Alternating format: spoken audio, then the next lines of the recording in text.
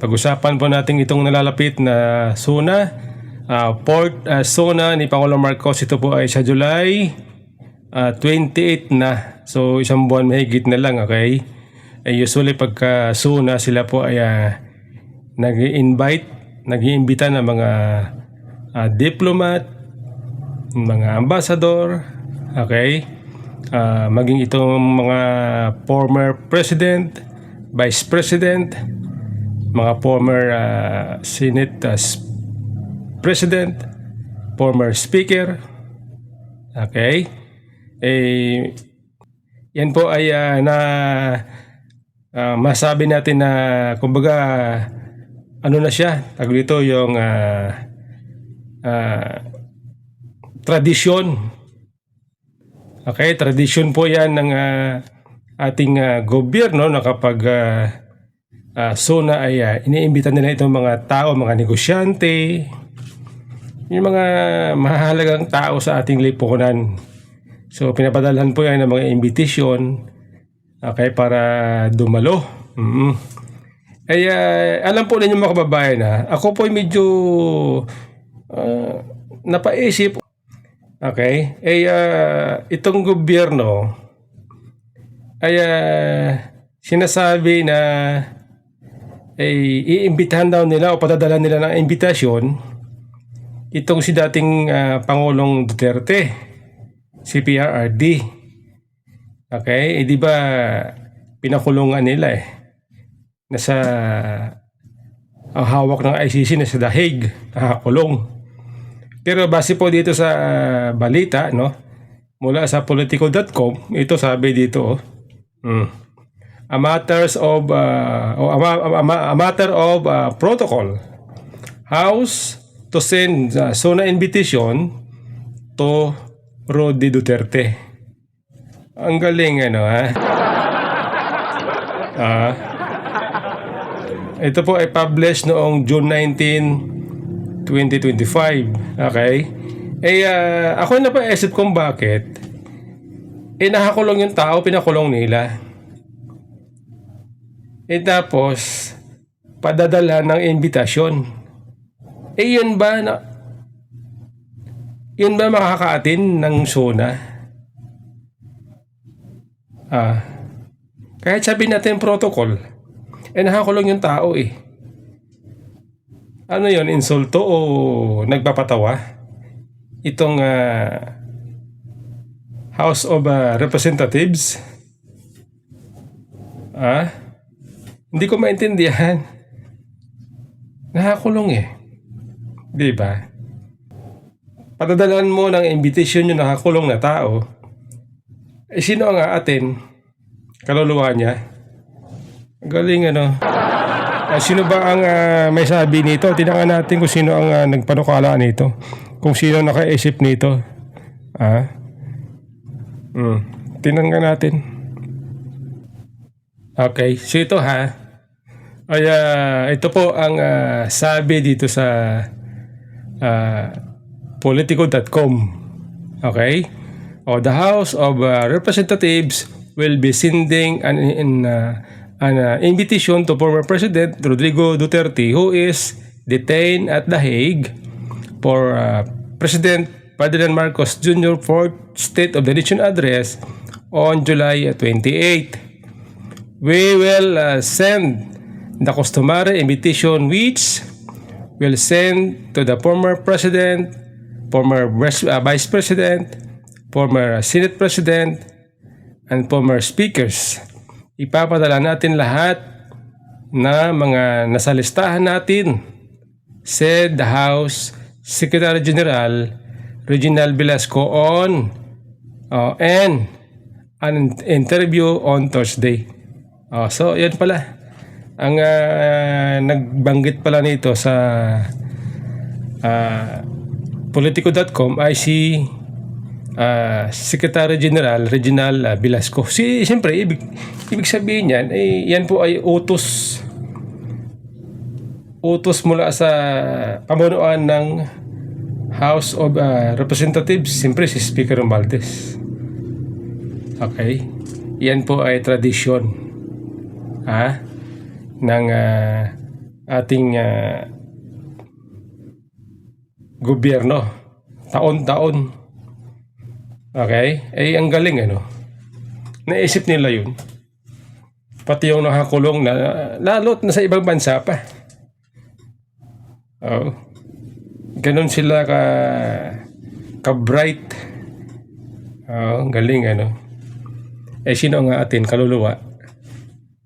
Ang bihira ito ha? Okay.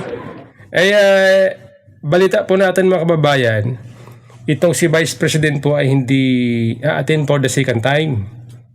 Kasi di ba last year suna ni Pangulong Marcos ay hindi rin po umattend si VP Sara kasi nga alam natin na hindi na maganda ang relationship ni BBM at maging ng mga congressman ng House of Representatives. Hindi na po maganda ang relasyon ng Vice President. Okay, siyempre ako po para sa akin tama lang po yung desisyon ni Vice President na wag umattend para makaiwas na rin sa kahihiyan. Hindi natin alam hindi natin alam kung halimbawa umattend ng Vice President, pumunta doon sa batasan, alam natin na ang mga congressman doon ay hindi po maganda ang pakikitungo kay Vice President. Baka mamaya ibo o kaya hindi pansinin. Lalo na itong mga makabayan black dyan na mga congressman. Talagang gustong patalsikin si VP Sara sa pwesto. Lahat na sila. Tama lang po yan para sa akin. Tama lang yan. Dahil para iwas na rin sa kahihiyan si VP Sara. Diba?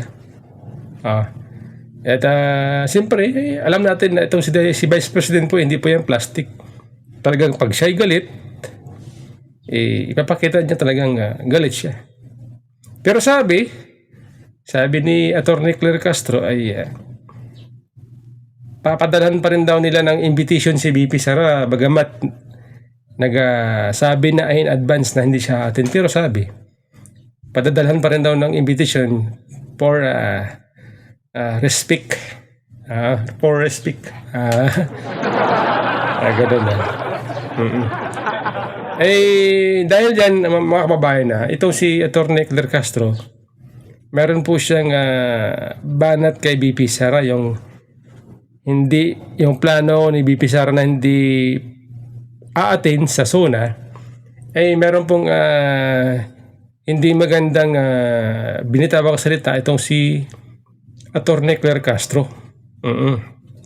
Sa isang interview ng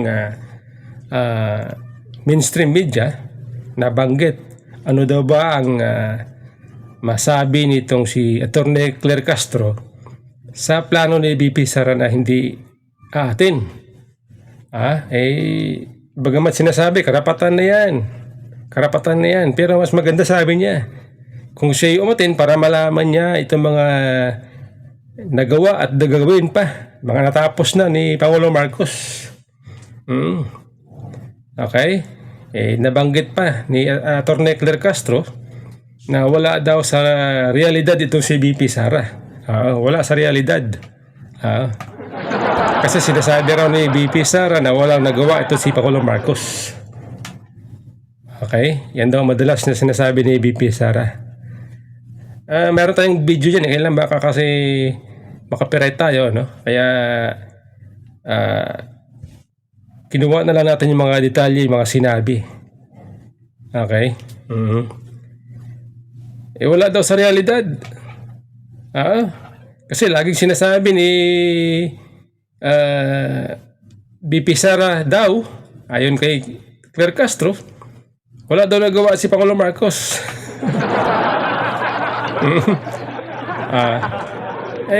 Ako tingin ko naman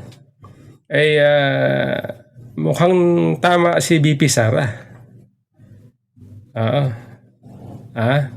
Kasi kung usapin na realidad, tingin ko sa akin pakiramdam, sa aking opinion, base rin sa lalot, sabi nitong World Bank, nitong kailan lang nasa ano po yan, viral po yan sa social media, sa balita. Sabi ng World Bank, ito, ipaparinig ko nga sa inyo, papakita ko sa inyo yung video ng sinasabi nitong taga World Bank para malaman ninyo mga kababayan. Binasag ng World Bank ang rosy picture na ipininta ng pamahalaan ukol sa ekonomiya ng bansa. Malayo kasi ang economic figures nito sa mga target ng gobyerno. Pero paglilinaw ng organisasyon, hindi pa huli ang lahat. Narito ang agenda report ni Sujin Kim.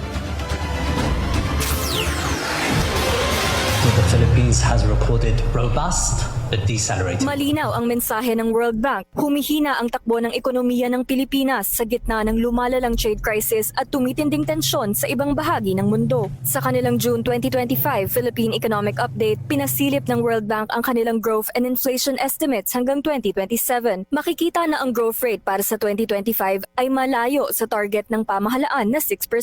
We have potentially higher or more persistent policy uncertainty, particularly around trade, that could result in even greater global growth deceleration than expected. Ayon sa kanilang senior country economist, bukod sa global policy uncertainty, bunsod ito ng mabagal na takbo ng exports at paghina ng mga industriya sa bansa.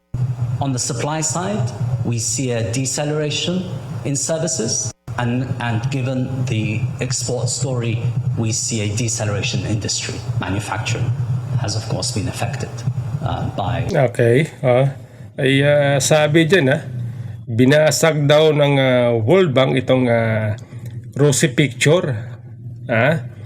Dahil hindi naman daw sumisimbolo sa katotohanan.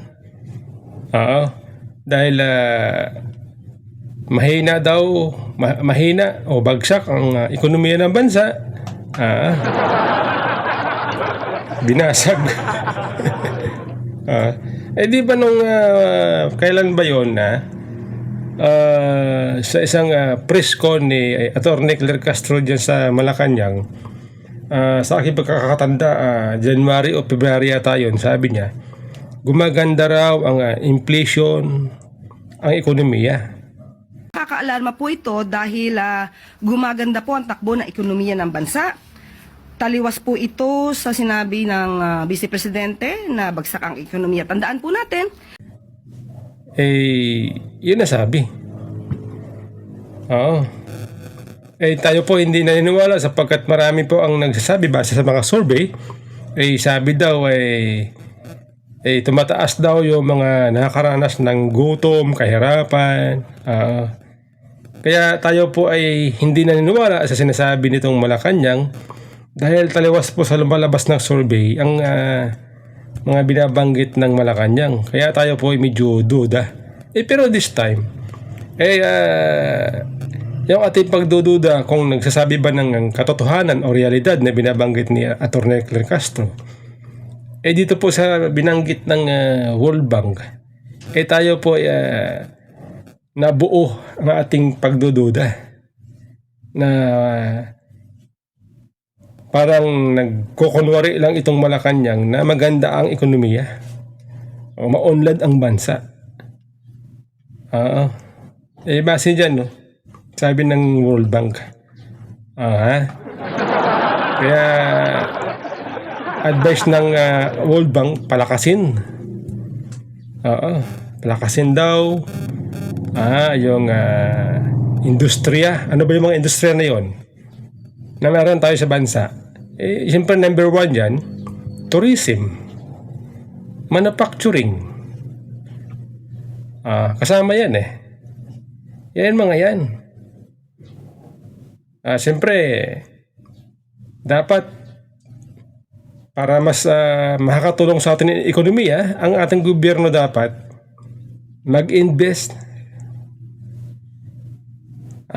infrastructure para magkaroon ng trabaho ang mga Pilipino, hindi yung pamimigay ng ayuda. Walang balik yun Once na ang pera po ay nilabas mo, pinamigay mo, wala na pong balik yun. Oo, wala na pong balik yun. Lalo kung pinambisyo, pinangsugal. Oh. Hindi katulad kapag ang gobyerno po ay nag-invest, infrastructure. Okay? Ang trabaho, ang tao may trabaho. Babalik yung ginastos ng gobyerno, babalik sa kaban ng gobyerno. Di ba? Kaya, ito. Ang nangyayari, sabi ng World Bank, humihina daw. Nabanggit dyan yung taripa na pinataw ni Trump. Ang tanong, handa kaya ang gobyerno, ano kaya ang contingency plan na ginawa ng gobyerno para ma-resolve itong sinasabi ng World Bank na taripa, ilan ba yun? 17% na taripa na pinataw ng US government sa ating bansa. 17 yata, kung hindi ako nagkakamali, 17% ng ating export papunta ng US ay may taripa na 17% kung hindi ako nagkakamali. Ngayon, ang tanong natin, ano po ang contingency plan ng ating gobyerno para malabanan yan? Biruin nyo, 4 na taon si Trump sa kanyang posisyon ngayon. Di ang tagal niyan. Mabuti kung ang after ng termino ni Trump, yung papalit na presidente ng US, tatanggalin itong taripa na ito. Kung hindi, yari tapos sa ating gobyerno, ano ang ginawang solusyon para ma-resolve yan. Binabanggit kasi yan ng binabanggit ng World Bank di ba? Nabuking po dito, nabuking ang gobyerno natin. Actually, hinihintay ko nga yung sagot diyan ni Attorney Claire Castro. Kung ano sagot niya diyan sa sinasabi ng World Bank na yan. Kung yan ba ay pasinungalingan nila? Sasabihin ba nila fake news? Hinihintay po natin yan. Hanggang ngayon po wala sagot ang wala pang sagot dyan ang Malacanang. O kung mayroon man, baka hindi ko lang alam baka hindi ko lang alam kung nasagot na ba nila, kaya tayo po yung nag-search. So para wala pa tayong nakita. Okay, kaya hahanapin natin yan. At sa susunod, pag-usapan natin ulit kung ano ba ang sagot dyan ng Malacanang tungkol sa binabanggit ng World Bank na yan. Ngayon, ang tanong ko, sino ngayon ang wala sa realidad? Si BP Sara ba o Malacanang? Diba? Example dyan, ito. Last year, SONA ni Pangulong Marcos.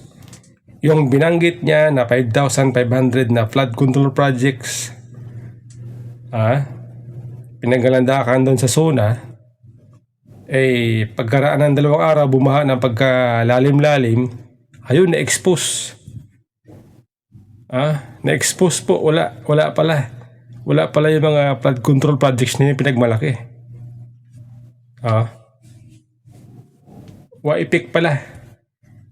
Ang katwiran ngayon ni PBBM, binangga kasi ng barko yung flood control project sa nabotas na pagbintangan pa yun, nasisi pa yung barko.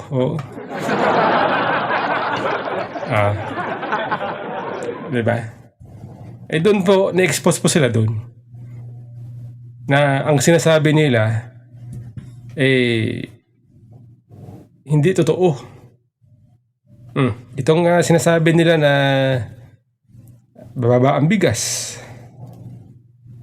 bago magsunan ni Pangulong Marcos noon last year, sabi bababa daw ang bigas, bababa ng 37 pesos per kilo. Oo, yan ang sabi noon eh. Bababa ang mga bilihin. Pangako noon, yun ang pangako ni Speaker Romualdez eh. Nababasa natin sa mga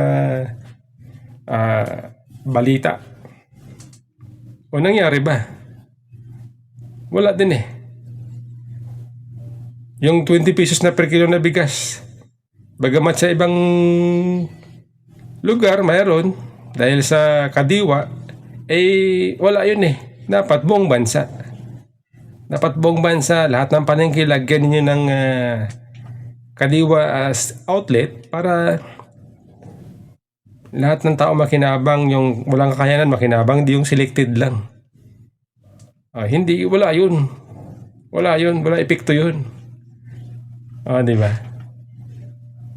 Okay, matatapos na po yung kanilang termino. Ngayon, balita natin, itong si Pangulong Marcos daw ay nasa Japan. Okay, para attend ng World Expo. World Expo. Kaya nabanggit din sa balita na okay, galing ata ito kay Atty. Claire Castro, kung di ako nagkakamali, para daw hindi lang World Expo ang pupuntahan o dadaluhan ni Pangulong Marcos, kundi kasama na rin daw sa plano ang mag-promote, mag-invite na mga turista na pumunta sa ating bansa. Oo. Para daw mapalakas ang ating tourism industry. Galing. Alam po ninyo mga kababayan na ito, pasin na rin sa akin pag-aanalisa, personal. Para sa akin po ay kung bakit ang ating tourism industry ay masabi natin na mahina, hindi nagbo-boom. Una, siyempre, dahil sa peace and order. Nakakatakot po kasi yan eh. Kapag mahina ang peace and order mo sa bansa mo, bali-balita, maraming kriminal, hold-upper, snatcher, addict. Yung katulad dun sa Boracay, yung babaeng foreigner na natagpo ang patay na agras na. Kailan ba yun? Balita yun eh. Biruin yung Boracay, isang sikat na tourist destination. Mangyayari yung ganyan. O diba? Siyempre kakalat yun sa iba't ibang bansa. Hindi pala safe ang Boracay. Yung Boracay naman, yun ang pinaka sikat na sikat sa ating bansa. Palawan. Yan ang number na isa sa mga kilala. Nakakahakot ng attraction ng mga turista, Boracay. Tapos may mangyayari diyang hindi maganda. Nakakatakot.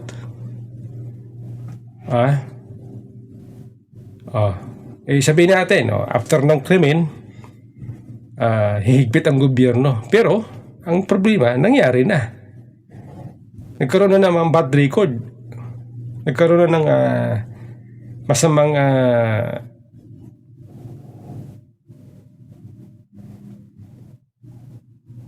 pangyayari. Diba? Kaya ang gusto sana natin, dapat yung prevention sana. Prevention sa krimen. Ang ating gobyerno, higpitan na. Para wag na hintayin na may krimen, may nangyaring krimen bago maghigpit. Di ba?